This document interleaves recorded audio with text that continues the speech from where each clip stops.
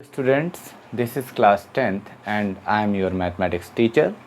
In previous lecture we have seen the solution of few question of exercise 5.2. Today we will start from question number 6. Okay, so you can see in your NCERT book, question number 6 says check whether minus 150 is a term of AP 11, 8, 5 and 2 or not. तो question number 6 में हमें क्या करना है, whether minus 150 is a term or not of given AP. तो given AP क्या है भाई, एपी दिया हुआ है आपका 11, 8, 5, 2, 11, 8, 5, 2 डॉट डॉट डॉट। अगर माइनस 150 इस दिए हुए अर्थमेटिक प्रोग्रेशन का कोई टर्म है तो नंबर ऑफ टर्म यानी n की वैल्यू क्या आनी चाहिए, n की वैल्यू पॉजिटिव इंटीजर आनी चाहिए। ओके, चलिए चेक करते हैं। तो ये tnth टर्म दिया हुआ है, tnth टर्म माइनस 150। फिर इसके बाद क्या दिया हुआ है, फर्स्ट टर्म दिया हुआ है 11 एंड कॉमन डिफरेंस दिया हुआ है 8 माइनस 11 बिकम्स माइनस 3। ओके, तो अभी अपने को करना क्या है, tnth टर्म निकालना है, nth टर्म अपने को फाइंड करना है। टू फाइंड ये सारी चीज़ें गिवन है, पता क्या करना है, to find n is equal to question mark. Okay, so tnth term is equal to a plus n minus 1 into d। तो tn टर्म क्या है, minus 150 is equal to 11 plus n minus 1 minus 3। Simplify करेंगे, minus 150 minus 11 is equal to minus 150 minus 11 is equal to minus 3n, या आप 3 को चाहें तो इधर भी भेज सकते थे डिवीज़न में। ओके, सो ये क्या हो जाएगा, n माइनस 1 और ये माइनस 3 आपका यहाँ चला आएगा, ये हो जाएगा माइनस 3। तो दोनों का माइनस कॉमन ले लिया जाएगा। सो n इज़ इक्वल टू क्या होगा भाई, यहाँ से माइनस कॉमन हो गया तो 150 प्लस 11 और नीचे का जो है कि माइनस 3 है ही है, तो ये माइनस कट जाएगा और ये माइनस 1 इधर आएगा तो क्या हो जाएगा, प्लस 1।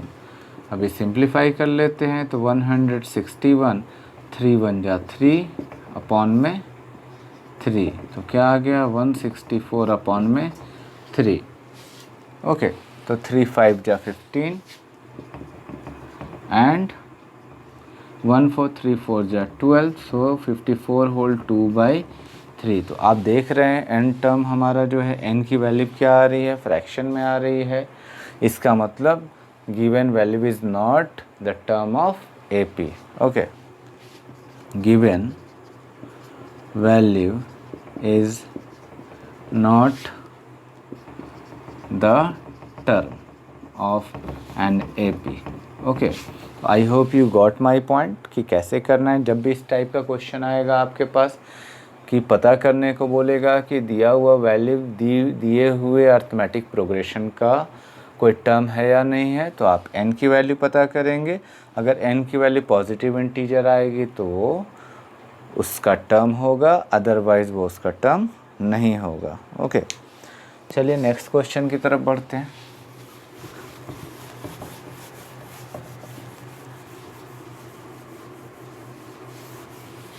नेक्स्ट क्वेश्चन क्या है, question number 7, find the 31st term of AP whose 11th term and 38th term whose 11th term is 38 and 16th term is 73। तो ये सारी चीज़ें दी हुई हैं। तो सबसे पहले क्वेश्चन नंबर 7 हम लिख लेते हैं और इसमें गिवन क्या क्या है। गिवन में है 11th टर्म, तो 11th टर्म को T11 जिसे हम A11 भी लिख सकते हैं, ये दिया हुआ है 38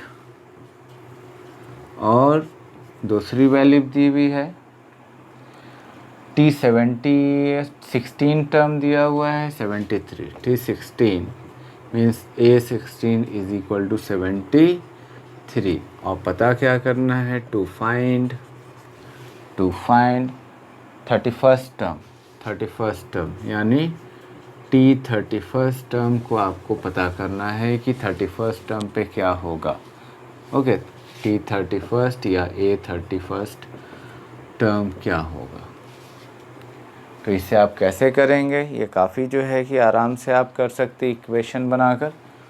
तो A11 की तरफ हम लोग आते हैं। इसके सॉल्यूशन 11 टर्म को हम कैसे लिख सकते हैं। A11 लिखा जा सकता है, A11 means T11 A plus ये n की वैल्यू है 11 यानी 11 माइनस 1 इंटू डी, तो ये क्या आ जाएगा A प्लस 10D। ओके, और A प्लस 10D T11 की वैल्यू क्या 38, सो 38। तो ये हमारा जो है कि एक इक्वेशन बन गया, आप देख सकते हैं। अभी इसके बाद T16 दिया हुआ है, T16 को हम क्या लिख सकते हैं A plus 16 minus 1 into D, या इसे A प्लस 15D लिखा जा सकता है। और ये वैल्यू किसके बराबर है, ये वैल्यू होगी आपके 73 के बराबर। तो यहाँ दो इक्वेशन बन गए। अब इन दोनों इक्वेशन को क्या करेंगे, हम सब्ट्रैक्ट करेंगे। ओके, लिखेंगे सब्ट्रैक्टिंग 1 फ्रॉम इक्वेशन 2। ओके, तो 2 से 1 को घटाना है, इसीलिए 2 ऊपर लिख लेंगे हम लोग। So A plus 15D is equal to 73, A plus 10D is equal to 38। Subtract करने के लिए साइन चेंज होगा, A से A कैंसिल हो जाएगा, यहाँ 5D बचेगा, और ये कितना बचेगा भाई, ये 35 बचेगा। Okay, so D is equal to क्या आ गया 7, 5 आप ट्रांसपोज करोगे तो 5 7 जा 35। तो अब यहाँ से हमें 31st टर्म पता करना है। तो 31st टर्म पता करने से पहले हम A की वैल्यू पता कर लेते हैं। तो A की वैल्यू हम किसी इक्वेशन को इस्तेमाल करके निकाल लेते हैं, जैसा first term using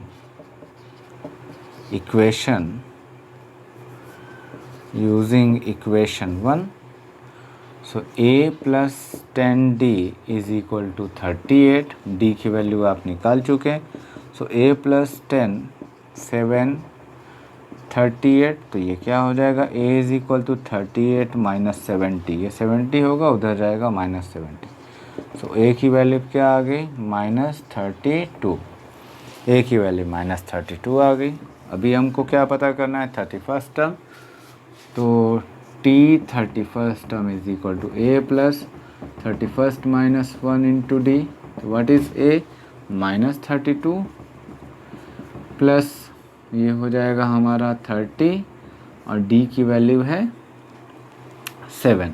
okay, so minus 32 plus 210 subtract करेंगे, तो 10 में से 2 जाएगा आपका 8, और फिर 10 में से 3 जाएगा 7, तो 178 इसका रिज़ल्ट आएगा। तो 31वां टर्म इस दिए हुए AP का क्या आएगा 178 आएगा। ओके, नेक्स्ट क्वेश्चन की तरफ बढ़ते हैं। आई होप कि आपको समझ में आया होगा।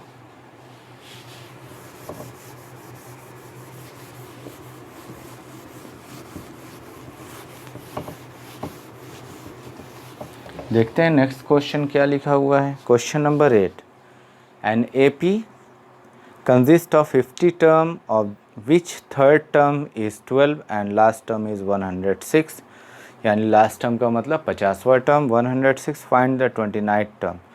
तो ये क्वेश्चन सेम प्रीवियस क्वेश्चन की तरह है, आप इसी तरीके से करने की कोशिश कीजिएगा। ओके, चलिए इसके आगे बढ़ते हैं। क्वेश्चन नंबर 9 क्या बोल रहा है, if the third and 9th term of AP are 4 and -8 respectively, so which term of this A P is zero, तो कौन सा टर्म जो है कि इस ए पी का ज़ीरो होगा। तो आपको मालूम कि यहाँ पर हम लोगों को क्या करना है, चलिए करते हैं। तो क्या क्या दिया हुआ है, क्वेश्चन नंबर 9। सबसे पहला काम हम गिवन वाली वैल्यूज़ को लिख लेंगे। गिवन में दिया हुआ है third term of A P is 4, तो थर्ड टर्म को हम कैसे लिख सकते हैं, थर्ड टर्म को ए3 दिया हुआ है 4 and 9 term -8 and 9th term क्या है, मीन्स A9 -8। अभी इसके बाद क्या कह रहा है, विच term of A P is zero. ठीक है, तो कौन सा टर्म जो है कि ज़ीरो होगा, to find which term of A P is zero. Okay, ये पता करना है। चलिए करते हैं। सबसे पहला जो स्टेटमेंट को देखते हैं, तो A3 हमारा क्या दिया हुआ है सॉल्यूशन में, A3 इज इक्वल टू होता है A + 2D। ओके, जो भी यहाँ ये मैं आपको बता चुका हूँ। तो A + 2D को हम इक्वेट कर देंगे किससे, 4 से, क्योंकि A3 की वैल्यू है ये। सिमिलरली A9 को हम लिख सकते हैं A + 8D, ये इक्वेट हो जाएगा -8 से। इसको इक्वेशन 1, इसको इक्वेशन 2। अभी हम सब्ट्रैक्ट कर देंगे, तो 8D इसको, ठीक है, सब्ट्रैक्टिंग 1 from 2, 1 from 2, तो 2 को ऊपर लिख लेते हैं। A + 8D is equal to -8 and A + 2D is equal to 4। Subtract करते हैं, तो A से A चला जाएगा, ये आ जाएगा 6D और ये आ जाएगा 8 and 4 12, -12। ओके, सो D की वैल्यू क्या आ गई भाई, -2। यहाँ पर हमें D की वैल्यू पता चल गई -2। अभी A की भी वैल्यू पता कर लेंगे किसी इक्वेशन को यूज़ करके, यूजिंग इक्वेशन 1। तो A इज़ इक्वल टू क्या है, A इज़ इक्वल टू है, sorry, A + 2D is equal to है 4। ठीक है, ये पहला equation A + 2D is equal to 4। तो इसमें हम D की वैल्यू पुट कर देंगे। So A is equal to 4 - 2D, so 4 - 2 और D की वैल्यू भी -2 है, तो A की वैल्यू जो है कि क्या हो जाएगी, 4 + 4 8। तो पहला टर्म हमारा क्या आ गया, 8 आ गया। ओके, अभी इसके बाद हम लोगों को और क्या ध्यान रखना है, पहला टर्म हम लोगों का 8 आ गया। अब कौन सा टर्म 0 आएगा, ओके, कौन सा टर्म, तो मान लेते हैं let n term of the AP is 0। Let, मान लिया, let nth term of the AP is equal to 0। Okay, तो इसको कैसे इक्वेट करेंगे, so Tnth term is equal to A + n-1 into D, और फिर इसको इक्वेट कर देंगे हम 0 के। तो वैल्यू पुट करेंगे, A की वैल्यू आई है 8, n पता करना है आपको -1, और D की वैल्यू आई है -2। ओके, -2 उधर भेजेंगे तो क्या आएगा, प्लस, और ये उधर जाएगा तो देखते हैं क्या होगा, सॉरी, -2 उधर नहीं जाएगा, 8 जाएगा। Okay, so n-1 is equal to -8 upon में -2, ये मल्टीप्लाई में है तो इधर जाएगा डिवाइड में हो जाएगा, तो क्या आएगा 4। सो n इज़ इक्वल टू 4 + 1 5। तो कौन सा टर्म आ गया, 5th term of AP, 5th term of AP will be zero. Okay, पांचवा टर्म दिए हुए AP का क्या होगा, 0 होगा। इस चीज़ को हम लोगों को समझना है। नेक्स्ट क्वेश्चन है, नेक्स्ट क्वेश्चन की तरफ बढ़ते हैं। आई होप कि आपको समझ में आ रहा होगा, आप कोशिश करेंगे तो काफ़ी आसानी से कर पाएंगे। ओके, मैं इरेज करता हूँ। आपको अगर नोट्स बनाना है तो आप वीडियो को पॉज करके लिख सकते हैं। नेक्स्ट क्वेश्चन है 17 term of AP exceeds is 10th term by 7। Okay, यानी 17वां टर्म 10वें टर्म से 7 ज़्यादा है। Find the common difference. तो इसको आप जो है कि किस तरीके से इक्वेट करेंगे ये भी आपको जो है कि ध्यान देना है। ओके, तो चलिए करते हैं। क्वेश्चन नंबर 10, फिर से मैं रिपीट कर रहा हूँ क्वेश्चन, NCERT बुक में आप देख सकते हैं। The 17 term of AP exceeds its 10 term by 7, find the common difference. Okay, तो 17 टर्म जो है दिया हुआ है, तो 17 टर्म को हम क्या लिख सकते हैं? 17 term is equal to A plus 16D and 10 term क्या है?